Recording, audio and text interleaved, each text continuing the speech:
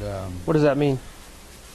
well, we were sent out, and we traveled lightly, not a large backpack, but just a lot of ammunition, 2 or 3 canteens, and small arms, you know, an M16 or a grenade launcher, but not a lot of heavy weaponry. And we would go by helicopter, and we were dropped into a particular area where they thought there was enemy activity, Viet Cong or North Vietnamese, and you're getting closer, obviously, to the North Vietnamese in the highlands. What's the average size of a unit? Oh, there might have been 15, 20 of us, maybe at one point. You know, maybe 3 or 4 helicopters, accompanied by a couple of gunships.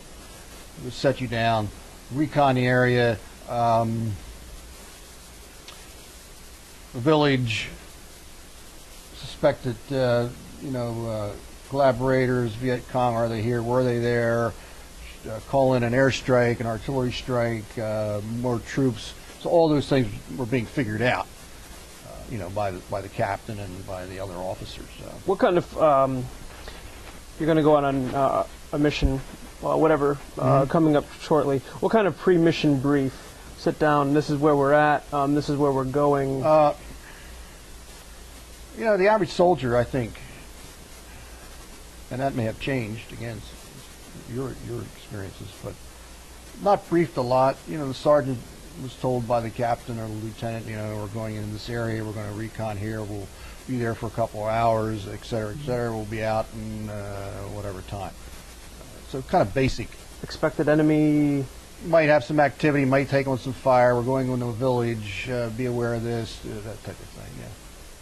When you first got to the unit, are you directly put into a squad, or is each one of these 15 to 20 man units, is that your squad? Or right. What is that? As I said earlier, I was replacing somebody. So okay.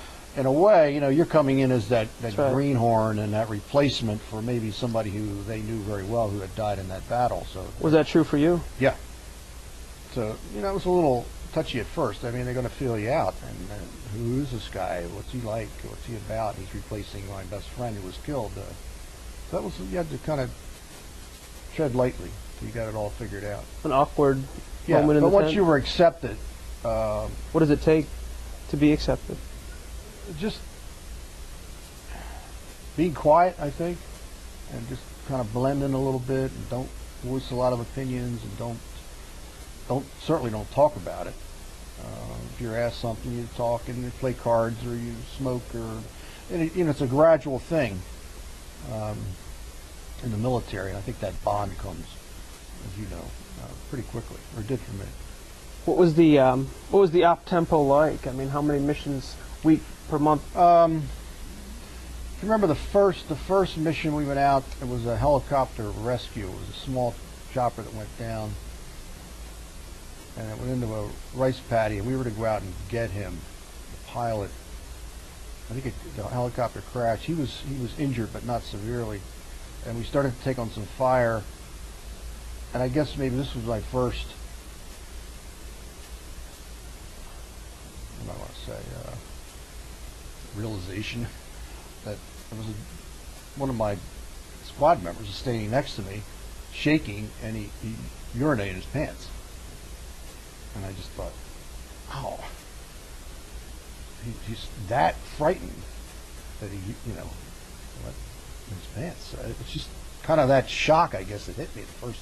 Did you ever think, why aren't I? Yeah, oh, absolutely. Yeah. But and we took on some fire. We got him out, and that was kind of my first recollection of that. I can remember the helicopter base when you went out there. It was pretty impressive because you could have several hundred helicopters. And, where was this? This was at On-K, the base camp of first got. You could have 30, 40 helicopters all taking off at the same time. And you're flying over this lush green landscape, sitting on your helmet in case you take fire. Not that was going to do much protection for you, but and just looking out and thinking, boy, let me get through this day, or let me get through this, because just didn't know. Do you remember the moments or the period of time right before your first combat mission?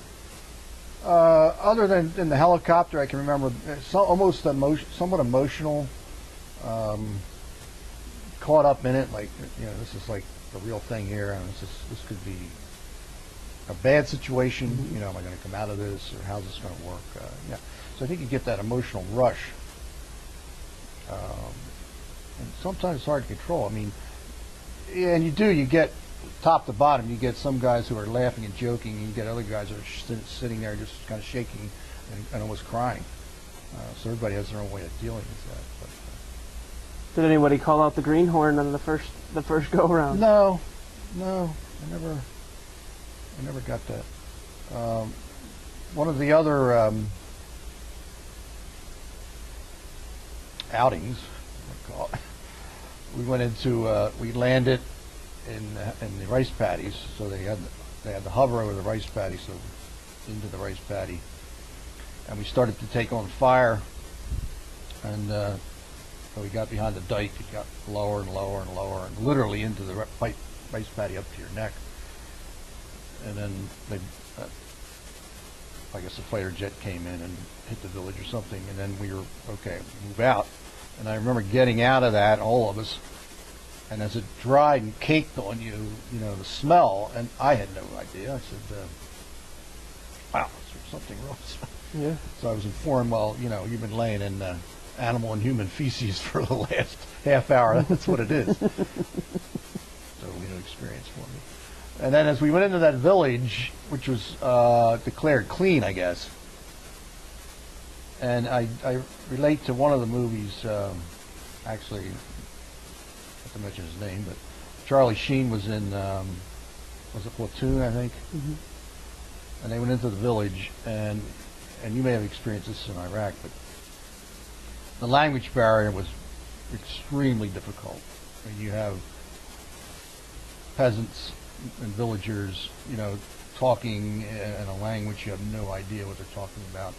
The women, their mouth is purple because of chewing the betel nut, which is kind of a rush. And, so you're looking at this purple mouth, and they're shouting, and you're shouting, and they're shouting, and you're shouting, and here I am, 19 with a loaded weapon in my hand, and being very nervous, and then you're told, well, burn the village down. And I can remember at one point, maybe not, this is maybe where I started to not become a very good soldier. I questioned that. Out loud? To the sergeant. Well, that was not something. I said, I don't understand what are we. He said, soldier, just burn it down, follow orders. I said, burn the village. I said, well, I don't really, why? And he got very close to me, and not physically, but look, he said, follow orders. So we burned this village, and people were screaming, and it's just one of those chaotic situations. It's bizarre. And the purpose of this is that you're clearing an area, burning it so suspected Viet Cong collaborators harboring weapons, the whole routine. So did you find weapons during your search? No, found nothing. But, and this is one of my son's stories that I tell quite a bit. So we left the village, and we went into that day with soft caps. We did not wear helmets, so we were really traveling light. And I had a cap, which was a perfect military cap. Just fit your head and went on. That was it. Never touched it. And had my airborne wings on the front. So we're coming back across the rice paddy, and the helicopters came in to evacuate us, and my hat blew off. And it was floating out on the rice paddy, just perfect, just sitting there. Well, all of a sudden we start taking fire from this village that we had just cleared. So I look out, and it's like one of those, I'm ready to get in a helicopter, and the hat's here, helicopter, hat. I said, I don't think so. So I got on the helicopter, and I can see it, still see it. We were going up, and I'm looking down on my hat, floating in that rice paddy. So it was kind of a bizarre scene. That's interesting that you'd actually think, I could go get that. You're getting fire. Yeah, because boy, I was attached to this hat. As weird as it sounds, But I got a new one, and it wasn't the same. It's never the same. How did your unit gauge success? I mean, kills. Well, we